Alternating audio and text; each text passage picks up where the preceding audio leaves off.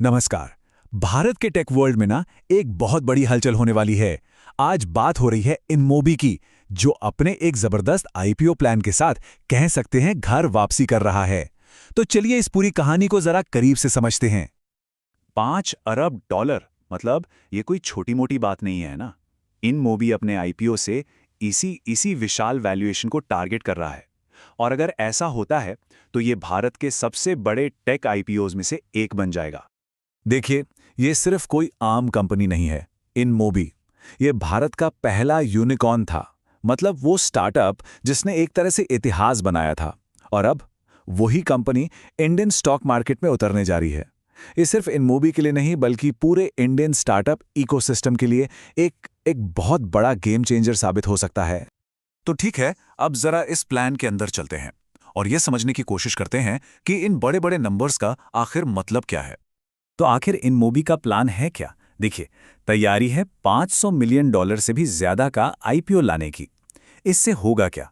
Company की valuation पहुंच सकती है 4 से 5 अरब डॉलर तक। और सबसे दिलचस्प बात, ये लिस्टिंग कहीं बाहर नहीं बल्कि अपने ही देश में, भारत में होगी। हाँ, उससे ठीक पहले एक प्री आईपीओ फंडिंग राउंड भी होगा। अच्छा, अब सवाल ये उठता है कि इतनी बड़ी डील को मैनेज कौन कर रहा है। चलिए एक नजर डालते हैं उन बड़े नामों पर जो इस आईपीओ को सच बनाने में लगे हैं। पूरे 8 इन्वेस्टमेंट बैंक। सोचिए जरा, ये नंबर ही अपने आप में बता देता है कि ये आईपीओ कितना बड़ा होने वाला है। मतलब साफ है, इनोबी इस ऐतिहासिक मौके को कामयाब बनाने के लिए कोई कसर नहीं छोड़ना चाहता। तो कौन कौन है इस टीम में? देखिए, एक तरफ है अपने घरेलू दिग्गज जैसे कोटक महिंद्रा कैपिटल और एक्सिस कैपिटल, और दूसरी तरफ हैं जेफरीज और जेपी मॉर्गन जैसे इंटरनेशनल हैवीवेट्स। तो ये जो मिक्स है ना, ये साफ दिखाता है कि इस आईपीओ पर सिर्फ भारत की ही नहीं बल्कि पूरी दुनिया की नजरें टिकी हुई हैं। चलिए अब आते हैं एक बहुत ही इंटरेस्टिंग स्ट्रैटेजी पर, जिसका नाम है रिवर्स फ्लिप। सुनने में ये शायद थोड़ा टेक्निकल लगे, पर यकीन मानिए, ये सिर्फ एक शब्द नहीं है। ये इनमोबी की घर वापसी का सबसे जरूरी और सबसे बड़ा दांव है। तो अब सवाल यही है कि भाई, ये रिवर्स फ्लिप आखिर है क्या? जैसा मैंने कहा, सुनने में टेक्निकल है, लेकिन असल में ये इस पूरी कहानी का, आप कह सकते हैं, दिल है।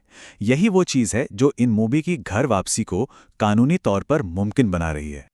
तो रिवर्स फ्लिप का सीधा साधा मतलब है रीडोमिसाइलिंग।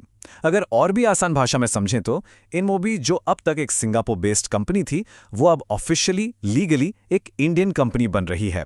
मतलब असली घर वापसी तो यही है। अब ये हो कैसे रहा है, इसके कुछ स्टेप्स हैं। सबसे पहले फाउंडर्स ने सॉफ्ट बैंक से अपनी मेजॉरिटी हिस्सेदारी वापस खरीद ली। इससे क्या हुआ? कंपनी पर उनका कंट्रोल बढ़ गया। इसके बाद एक प्री आईपीओ राउंड किया जाएगा।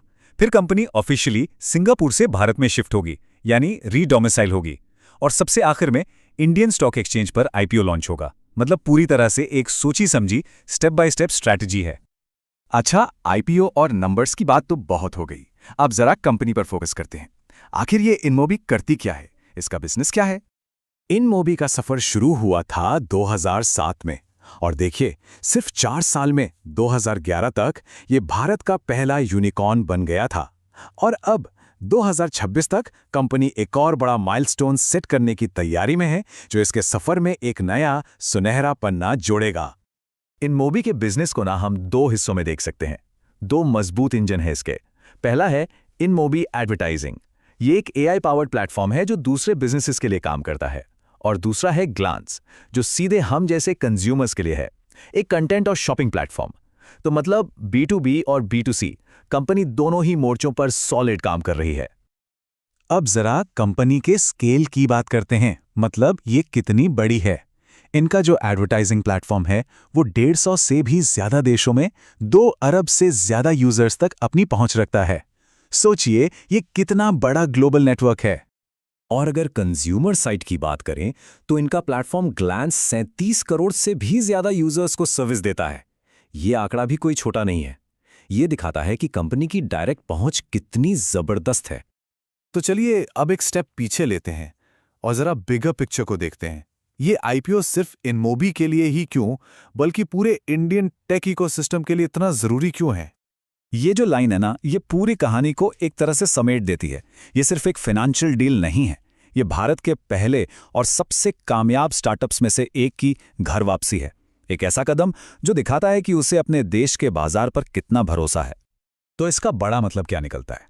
देखिए, इन मूवी का ये कदम उन तमाम कामयाब इंडियन स्टार्टअप्स के लिए एक मिसाल बन सकता है जो बने तो भारत में, पर बड़े हुए विदेशों में। अब शायद वो भी भारत में लिस्ट होने के बारे में सीरियसली सोचेंगे।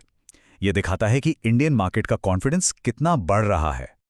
और यहीं पर आकर हम एक बहुत बड़े सवाल पर रुकते हैं। क्या इनमोबी की ये घर वापसी भारत में टेक आईपीओस की एक नई लहर शुरू करेगी?